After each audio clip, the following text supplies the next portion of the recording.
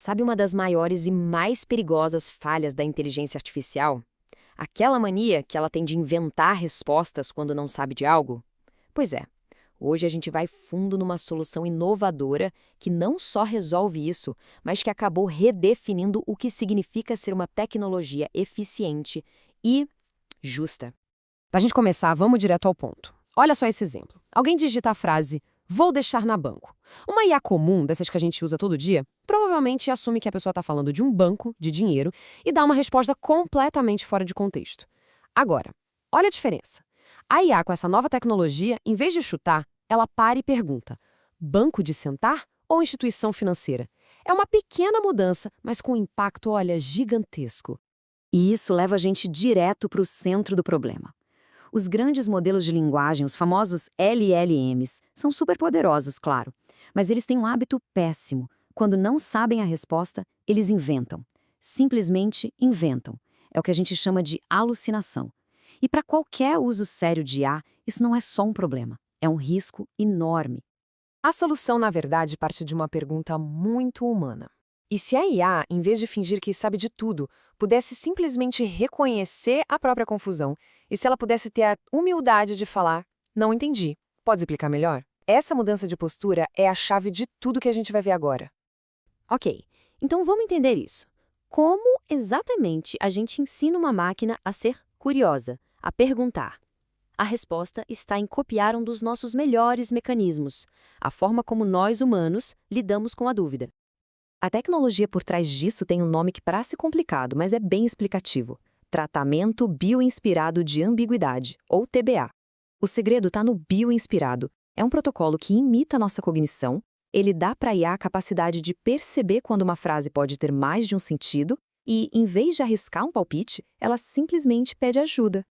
E na prática, isso funciona num ciclo de 5 passos bem lógicos. Primeiro, a IA analisa o significado da frase. Depois, ela calcula um índice de incerteza. Basicamente, o quão confusa a frase é. Se essa incerteza for alta, ela toma a decisão de pedir um esclarecimento. Se for baixa, ela responde com segurança. E o mais legal, no final, ela aprende com feedback para se tornar cada vez melhor. É um ciclo de aprendizado que não para. Certo, a teoria é bem bonita, né? Mas e na vida real? Será que funciona? Vamos dar uma olhada nos números, porque eles são, para dizer o mínimo, impressionantes. Olha isso, com a implementação do TBA, a taxa de erro semântico, ou seja, a IA entender as coisas de forma errada, despenca de 42% para apenas 12%. É uma redução brutal. Isso muda completamente o jogo em termos de confiabilidade. E aqui vem o número mais importante. Uma queda de 76% nas alucinações. Isso significa que a IA para de inventar respostas, para de mentir.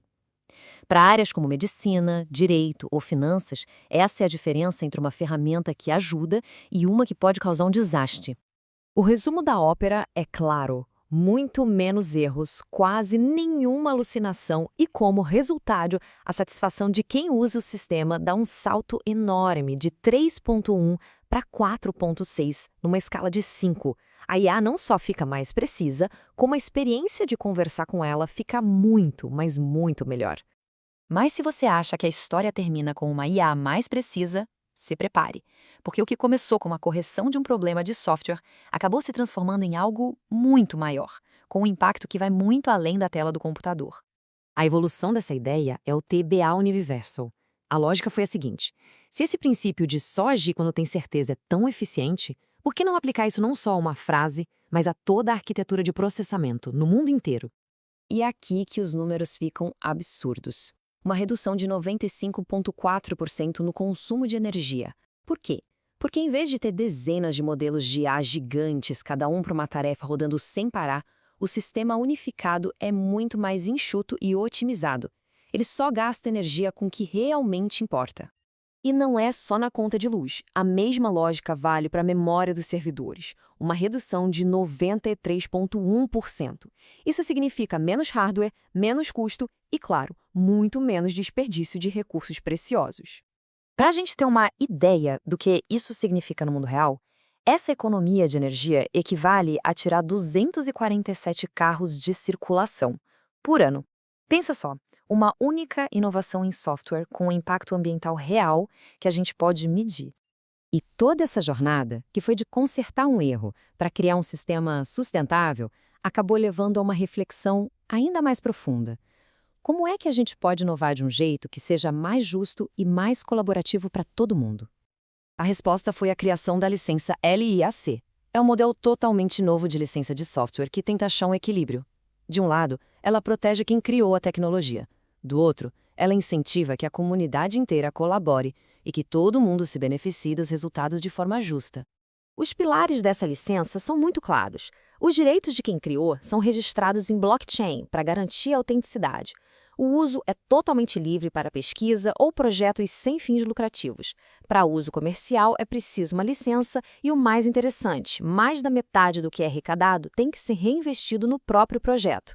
E, por fim, ela permite que o desenvolvimento seja financiado de um jeito novo e transparente, usando tokens. E a missão disso tudo está resumida nessa frase, que está no começo da licença: incentivar a inovação sem monopólio com crescimento e retorno justo. É uma visão poderosa, né? Um futuro onde o crescimento da tecnologia não precisa vir da exclusão ou do monopólio de poucos. E a gente termina com essa reflexão. Tudo começou com uma IA que aprendeu a dizer não sei. E esse pequeno passo de humildade nos levou a um sistema mais ecológico e a um novo jeito de pensar em inovação. Então fica a pergunta no ar: se uma única boa ideia pode criar tantas ondas de mudança positiva, o que mais a gente é capaz de construir?